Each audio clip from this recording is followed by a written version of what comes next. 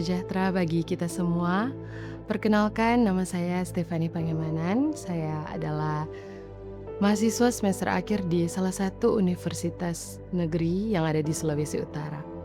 Pada kesempatan yang indah ini, saya ingin membagikan satu pengalaman pribadi tentang bagaimana Tuhan benar-benar bekerja dalam hidup saya.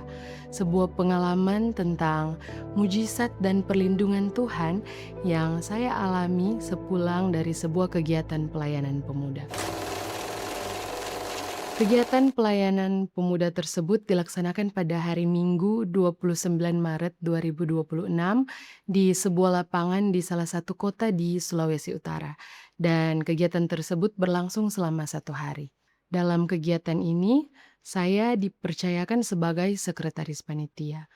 Setelah kegiatan selesai, beberapa panitia berkumpul untuk makan bersama di sebuah rumah makan sebelum bersiap untuk pulang.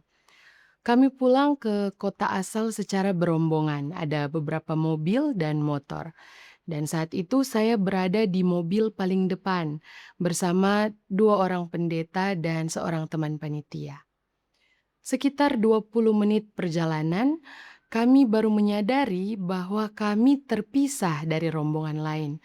Ternyata kami mengambil jalur yang berbeda, yaitu melewati jalur pegunungan. Sementara rombongan yang lain mengambil jalur utama. Karena di aplikasi peta jalur yang kami ambil terlihat lebih dekat, jadi kami memutuskan untuk tetap melanjutkan perjalanan.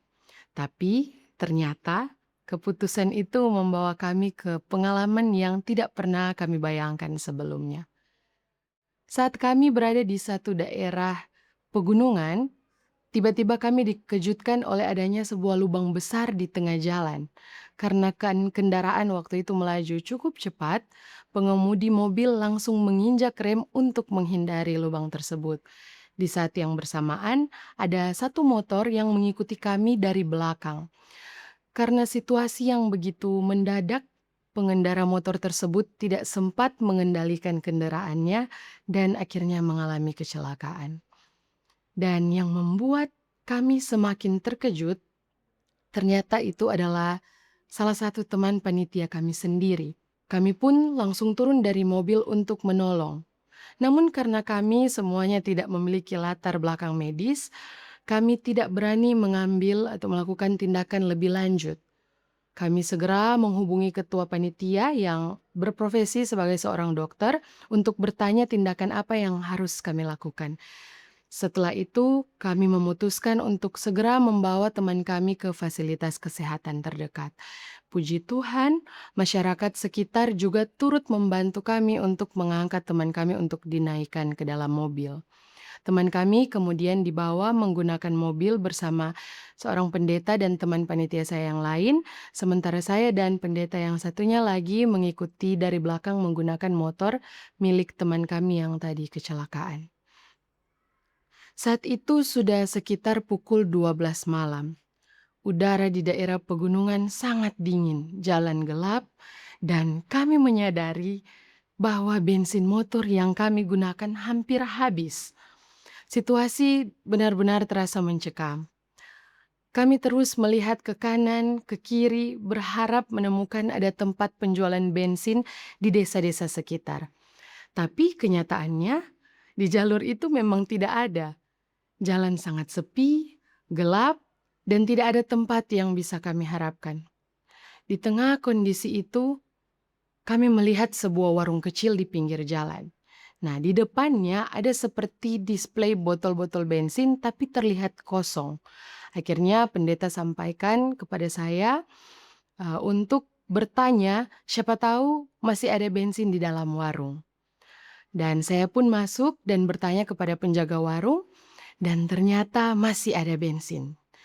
Saya keluar dengan perasaan lega, tetapi ternyata masalahnya belum selesai. Saya langsung bertanya ke pendeta, apakah ada uang tunai?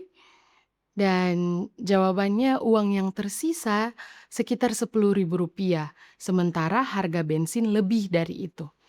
Dan saat itu saya mulai panik, karena saat itu saya ingat sekali, sebelumnya di tempat makan sempat saya dan teman-teman membahas tentang, pembayaran di tempat makan tersebut dan saya ingat saya memang tidak punya uang tunai.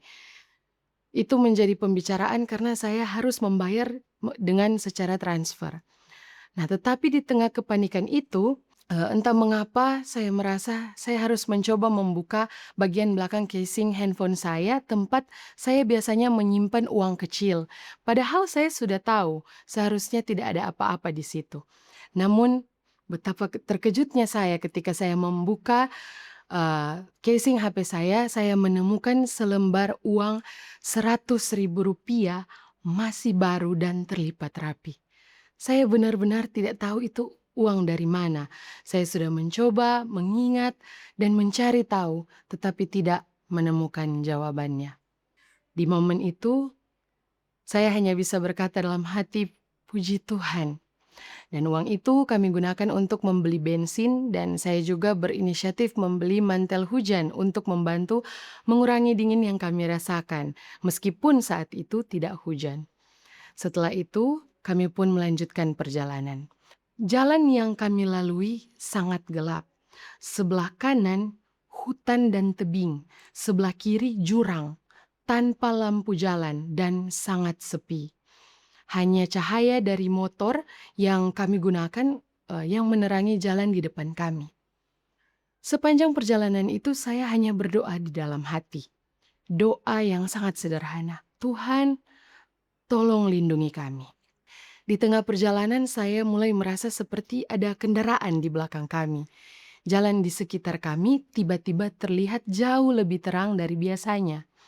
Saya sempat berkata kepada pendeta, "Sepertinya ada mobil di belakang kita." Tetapi beliau menjawab, tidak ada kendaraan." Saya mencoba meyakinkan beliau bahwa saya merasa memang ada kendaraan di belakang kami karena cahaya yang sangat terang yang menerangi jalan yang kami lewati. Tetapi setelah saya perhatikan lebih jelas, memang tidak ada kendaraan sama sekali di belakang kami. Dalam hati saya mulai berpikir, kalau bukan dari kendaraan, lalu dari mana cahaya itu? Di momen itu saya memilih untuk tetap diam dan kembali berdoa di dalam hati. Dan entah mengapa, di tengah situasi yang mencekam itu, saya justru merasa tenang. Dalam hati saya percaya Tuhan sedang menjaga kami. Bahkan mungkin Tuhan sendiri yang sedang menerangi jalan kami. Akhirnya, setelah perjalanan yang cukup panjang, kami tiba di sebuah rumah sakit di daerah tujuan, dan saat kami sampai, teman kami sudah mendapatkan penanganan di IGD. Dari seluruh perjalanan itu, saya benar-benar melihat dengan jelas bagaimana Tuhan bekerja dalam hidup saya.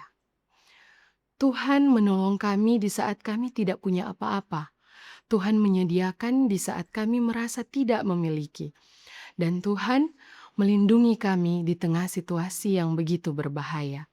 Yang paling saya rasakan adalah bahkan doa yang tidak saya ucapkan dengan suara, yang hanya saya simpan di dalam hati, ternyata Tuhan dengarkan dan Tuhan jawab. Di momen itu saya sadar Tuhan tidak pernah jauh. Dia hadir, Dia melihat, dan Dia tahu persis apa yang kita butuhkan, bahkan sebelum kita memintanya. Dari pengalaman ini, saya belajar bahwa kita harus benar-benar bergantung sepenuhnya kepada Tuhan dalam segala keadaan.